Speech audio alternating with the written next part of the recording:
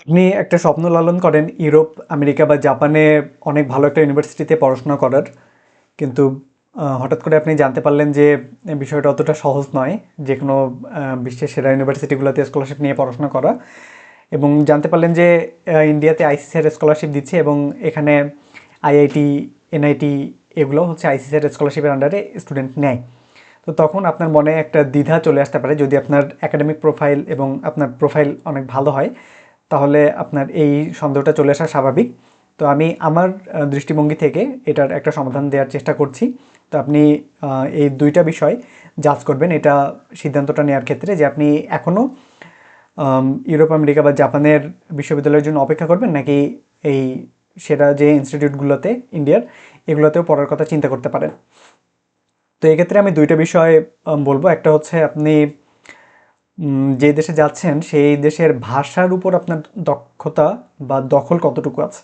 কারণ আমি এখানে অনেককেই দেখেছি বাংলাদেশ থেকে যারা আসে, তো হিন্দি বা ইংলিশ এই দুইটা ভাষার উপরে মোটামুটি দখল থাকতে হয়। কারণ ইংলিশ আমাদের পড়াশোনা মাধ্যমগুলো সব ক্লাস সমস্ত কিছু ইংলিশে হয়।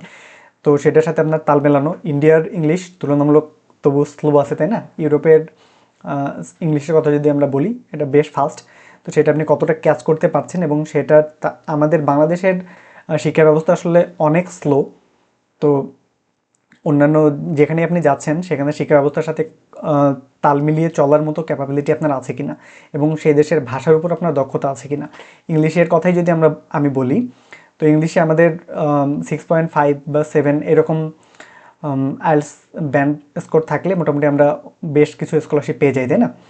তো সেই ক্ষেত্রে আমি বলবো এইটার থেকেও আপনার এটা তো গুরুত্বপূর্ণ পড়াশোনার ক্ষেত্রে, তবে হচ্ছে ভোকাবুলারি এবং চলার মতো ইংলিশ, এগুলা হচ্ছে আরেকটু অ্যাডভান্সড লেভেল পর্যন্ত থাকা আমাদের জরুরি।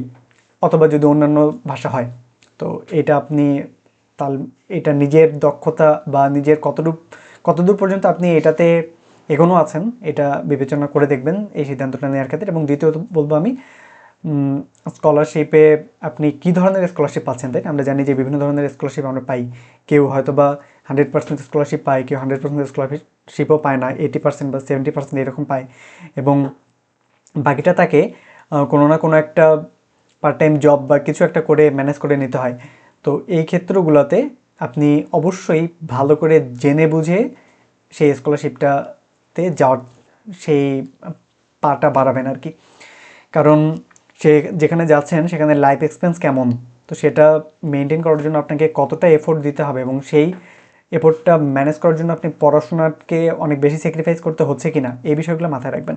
আইসিসিআর স্কলারশিপের কথা যদি আমি বলি, তো এখানে আমাদের অলরেডি কোনো ইনস্টিটিউশনে একটা পয়সাও দিতে হয় না, এগুলো আইসিসিআর থেকে সমস্ত কিছুই দিয়ে দেয়।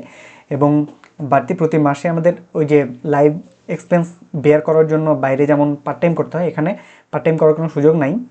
এবং প্রতি মাসে মাসে আমরা 26,500, মাস্টার্সে যারা আছে এবং অনার্সে যারা আছে তারা 24,500 রুপি করে পাই। তো এটা হয়তো বা সর্বোচ্চ প্রতি মাসে 15,000 রুপি পর্যন্ত খরচ হয়, বাকিটা সেভিংস থেকে যায়। তো এটার কথা চিন্তা করতে পারেন। এবং এখানে বেশ টপ আইআইটিগুলো আছে, মানে সমস্ত আইআইটিগুলো আছে, এরা আইসিসিআর আন্ডারে স্টুডেন্ট নেয়। এবং এনআইটিগুলোও রয়েছে। আমি আইআইটির কথা যদি বলি, IIT Delhi, IIT Bombay, IIT Madras সেরা 3টা আইআইটি ইন্ডিয়ার। আইআইটি কানপুর আছে এরপর খুব সম্ভবত, খড়গপুর আছে পশ্চিমবঙ্গের কাছাকাছি। তো এগুলোর কথা আপনি চিন্তা করতে পারেন। অথবা যদি বিটেক পর্যায়ে পড়াশোনা করার কথা চিন্তা করেন, তাহলে বিটেকে এনআইটিগুলো রয়েছে, আরও ভালো ভালো ইউনিভার্সিটিগুলোও রয়েছে। এনআইটির কথা যদি আমি বলি, এনআইটি তিরুচিরাপল্লী, এটা হচ্ছে ইন্ডিয়ার সেরা 9টা ইনস্টিটিউটের মধ্যে একটা। তো এগুলো আপনি বিবেচনা করতে পারেন। তো এইসব বিবেচনা করে আপনার যদি মনে হয় যে আপনার যে দেশে যাচ্ছেন সেই দেশের ভাষাগত দক্ষতা যথেষ্ট আছে, এবং আপনি পড়াশোনার সাথে তাল মিলিয়ে চলতে পারবেন, সেই যোগ্যতা আপনার আছে, এবং স্কলারশিপও আপনি ভালো পেয়েছেন,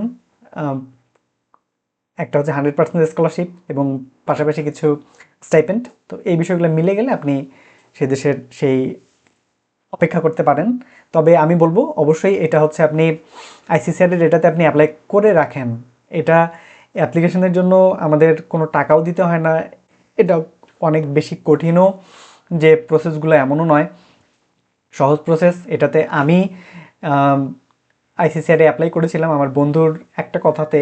আমি এই সন্দেহগুলো আমার মধ্যেও ছিল। তো তখন আমার এক ফ্রেন্ড আমাকে বলে যে তুই কি করবি সেটা পরে সিদ্ধান্ত নিস, এখন তো আগে আবেদন কর। অতটাও সহজ নয়, করলেই যে পেয়ে গেলি বা করলেই যেতে হবে এমন নয়। তুই হাই কমিশন ফেস কর, ভাইভা দে, তো এটা একটা তো অভিজ্ঞতা হয়ে থাকবে। এবং তখন তুই যদি মনে করিস যে যাবি না, তো সেটা করতে পারিস। তো আমি তো অ্যাপ্লাই করি এবং এখানে আমার আইআইটি দিল্লি চলে আসে এবং এখানে কেমিক্যাল ইঞ্জিনিয়ারিং চলে আসে। তো আমার অ্যাপ্লাই করার পর আমি হচ্ছে আইআইটিগুলা, অধিকাংশ ইউনিভার্সিটি সরাসরি যে আমরা ডকুমেন্টগুলো সাবমিট করি ওগুলোর ভিত্তিতেই অ্যাকসেপ্ট অথবা রিজেক্ট করে দেয়। কিন্তু আইআইটিগুলো আমরা যে ডকুমেন্ট সাবমিট করি সেগুলোতে তাদের যদি মনে হয় যে he is interesting enough and he seems to have potential, then they select short list for interview. তো আফটার শর্ট লিস্ট করার পর তারা হচ্ছে ইন্টারভিউ নেয়। ইন্টারভিউ নেওয়ার পর যদি তারা স্যাটিসফাইড হয় এবং তখনই তারা ইউনিভার্সিটি থেকে অ্যাকসেপ্ট করে এবং পরবর্তীতে আমাদেরকে হাই কমিশনে ফেস করতে হয়, হাই কমিশনে পরীক্ষা দিতে হয়, ভাইভা দিতে হয় এবং হাই কমিশনে ইন্ডিয়ান অফিসাররা ভাইভা নেয়। তো তারা যদি ভাইভাতে ফাইনালি স্যাটিসফাইড হয় then we get the scholarship. তো আপনি এটা অ্যাপ্লাই করতে পারেন। আর যদি মনে করেন যে দরকার নেই, আমি আমার এই দুইটা বিষয় আমি মেনটেন করতে পারবো, ভালো স্কলারশিপও পাবো, ভালো আমার ভাষাগত দক্ষতাও আছে, ইংলিশ দক্ষতাও আছে, একাডেমিক দক্ষতাও আছে, এগুলো নিয়ে কোনো সমস্যা নেই, তাহলে আপনি ওয়েট করতে পারেন। ততদিন ভালো থাকবেন। আর হ্যাঁ, আর যদি আইসিসিআরে আপনি অ্যাপ্লাই করতে চান তাহলে আইসিসিআরের এসে, আমি অলরেডি এসে লেখার গাইডলাইন একটা ভিডিও আপলোড করেছি এবং সেখানে আমি আমার এসেটা দিয়েই কী কী বিষয় আপনার মাথায় রাখা উচিত এসেটা লেখার সময়, তো সেই বিষয়ে ভালো একটা স্টোরি এখানে পাবেন। তো সেটা দেখে নিতে চাইলে ডেসক্রিপশন বক্সে লিঙ্ক দেওয়া থাকবে, সেটা দেখে অ্যাপ্লাই করে ফেলতে পারেন। Good luck.